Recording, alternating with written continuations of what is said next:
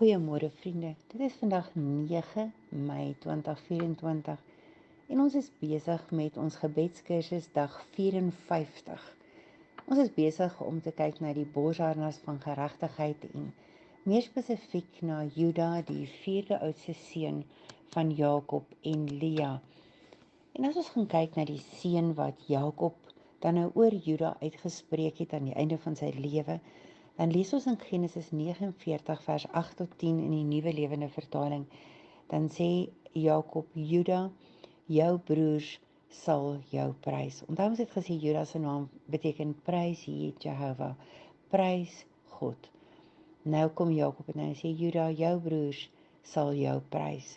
Jy sal jou vyande onderwerp. Jou broers sal voor jou buig. En dan sê hy Juda is 'n jong leeu wat pas sy prooi verslind het. Sien julle hierdie vooruitwysing na Juda as die leeu. Soos 'n leeu rek hy uit en gaan lê soos 'n leeumannetjie, en wie sal hom steur? Vers 10 sê, die mag sal nie van Juda weggeneem word nie, ook nie die heerskappy van sy nasate nie, totdat die een kom aan wie dit behoort, die een vir wie die nasies sal gehoorsaam. Hier sien ons die profesie dat Jesus uit hierdie stam van Juda gebore kan word. En as ons gaan kyk na die vlag van Juda, dan sal ons sien dat dit hierdie blou-groen agtergrond het, en dan met 'n kop van 'n leeu op hierdie vlag wat Juda verteenwoordig. Ons weet dat die Messias staan bekend as die leeu van die stam van Juda. As ons byvoorbeeld in Openbaring 5 vers 5 gaan lees, dan sien ons, en toe sê een van die ouderlinge egter vir my, hou op huil. Dis nou met Johannes wat hulle praat en hy sê, kyk, die leeu uit die stam van Juda, die nakomeling van Dawid, het oorwin en kan die boekrol en sy 7 seels oopmaak. Hier word verwys na Jesus, die een wat oorwin het, die een wat hierdie boekrol kan oopmaak, maar daar word na hom verwys as die leeu uit die stam van Juda. As ons gaan lees in Amos 3 vers 8, dan kry ons dieselfde verwysing na Jesus. Hy sê die leeu het gebrul, wie sal nie bang wees nie? Die oppermagtige Here het gepraat, wie sal weier om as 'n profeet op te tree? Hier kom Jesus en hy word die leeu van die stam van Juda. En Juda het hierdie groen-blou agtergrond op hulle vlag met die leeukop op. Daarom moet ons gaan lees in Josua 1 vers 8, dan staan daar, have I not commanded you, be strong and courageous, do not be afraid, do not be discouraged, for the Lord your God will be with you wherever you go.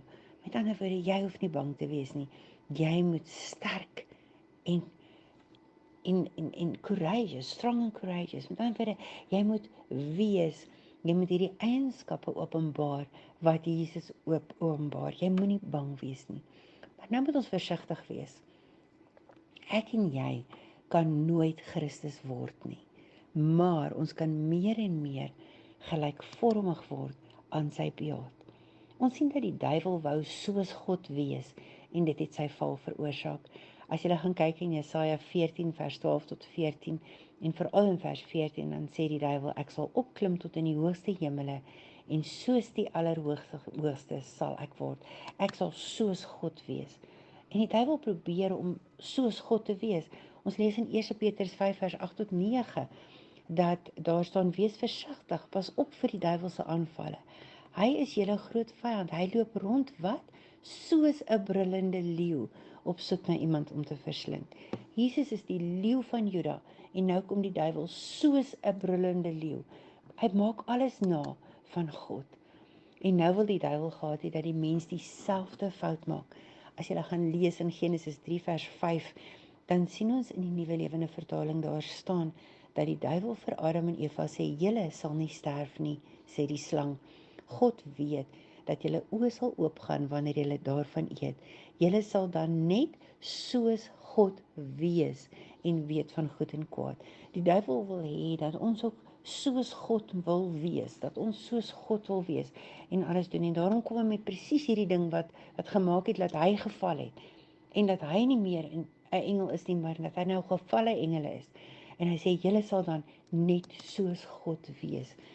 As ons gaan lees in Romeine 8 vers 28, dan sien ons dat, en veral vers 29 eintlik, dat hy sê, God het dit van tevore verordeneer om gelykvormig te wees aan die beeld van sy seun.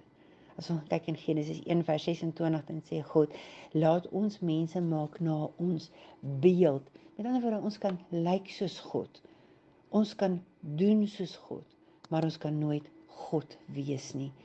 Efesiërs 4 vers 22 tot 24 sê, die mens wat na God se beeld geskape is. Met ander woorde, ons kan nie God wees nie, maar ons kan soos die beeld van God wees. Ons kan meer en meer doen soos wat God wil hê ons moet doen. Vir my lê die kern opgesluit in Matteus 5 vers 48. En soos wat hy in die ou vertaling vertaal is, bly dit 'n moeilike teks om te verstaan. Daar staan in die ou vertaling, wees julle dan volmaak, soos julle Vader in die hemel volmaak is. En dit was vir my altyd moeilik om te verstaan, hoe kan ek dan volmaak soos God wees?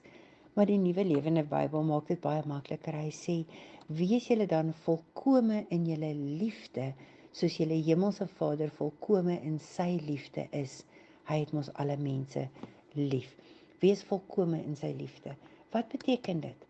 God verduidelik dit vir ons. Hy verklaar dit vir ons in 1 Johannes 2 vers 3 tot 5. Hy sê, en hieraan weet ons dat ons hom ken. Wanneer weet ons dat ons God ken? As ons sy gebooie bewaar. Vers 4 sê, hy wat sê ek ken hom en sy gebooie nie bewaar nie, is 'n leienaar en in hom is die waarheid nie. En dan kom vers 5 en hy sê, maar elkeen wat sy woord bewaar, in hom het die liefde van God waarlik volmaak geword. Hierin weet ons dat ons in hom is. Met ander woorde, daardie volmaaktheid het te doen met die liefde van God. Spreuke 8 vers 36 sê, hy wat my kry, kry die lewe self. Hy geniet die guns van die Here. Hy wat my nie vind nie, doen skade aan homself. Hy wat my haat, is lief vir die dood. Weet julle, wil afsluit met hierdie gedagte wat sê in Jesaja 64 vers 8 tot 9. En ek is seker jy kan hierdie teks quoteer voordat ek hom vir jou quoteer. Hy sê, tog Here, is U ons Vader. Ons is soos klei en U is die pottebakker. Deur U hand is ons almal gevorm.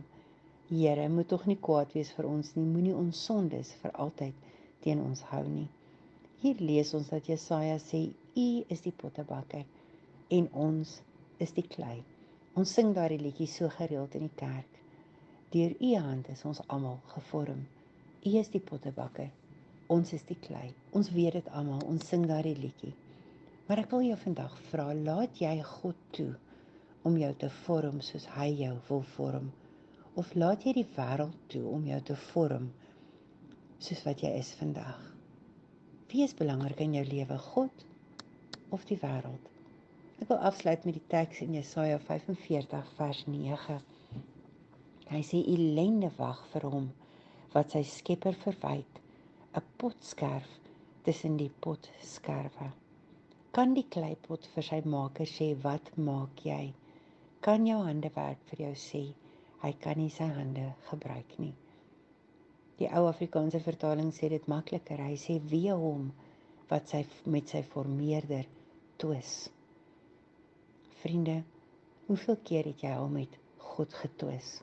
Hoeveel keer het jy God al verwyd oor dinge wat in jou lewe gebeur? En dan sê die Bybel, ellende wag vir hom wat sy skepper verwyd. Wee hom wat met sy formeerder twis.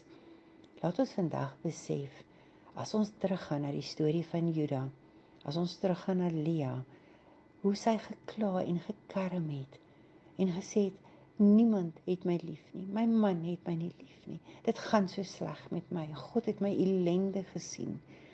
Maar toe Juda gebore word en sy begin om God te prys en sy hou op om haar skepper te verwyd, toe verander dinge in haar lewe. Miskien moet ek en jy vandag net bietjie terugkyk in ons lewe en sê, Here, ek besef vandag, daar was 'n dag wat ek U verwyd het vir sekere goed. Ek is jammer, vergewe my. Kom ons bid saam. Hemelse Here, ons wil vandag ons hande ophef en sê vergewe ons. Vergewe ons dat daar 'n dag was wat ons U verwyd het, vir wat dit ook al was. Laat ons vandag besef, ons wil net op U vertrou. U is die een wat ons vorm. U is die een wat ons maak. Laat ons vir altyd toelaat dat U ons vorm soos wat U ons wil vorm. Ons loof en ons prys U daarvoor, Here. Ons sal nie toelaat dat mense ons beïnvloed en dat die wêreld ons beïnvloed om soos hy te word nie. Want U sê in U woord, moenie dwaal nie, slegte gesprekke bederf goeie sedes. Here, ons sal nie toelaat dat mense ons vir die gek hou nie. Ons sal nie toelaat dat mense dinge sê wat maak dat ons wegkyk van U af nie, Here. Ons bid vandag dat U ons sal help, dat ons oë gefestig hou op U, dat ons nie sal twis met U nie, maar sal toelaat dat U hierdie klei vorm, soos wat U dit wil doen. Ons loof en ons prys U, Here. Amen.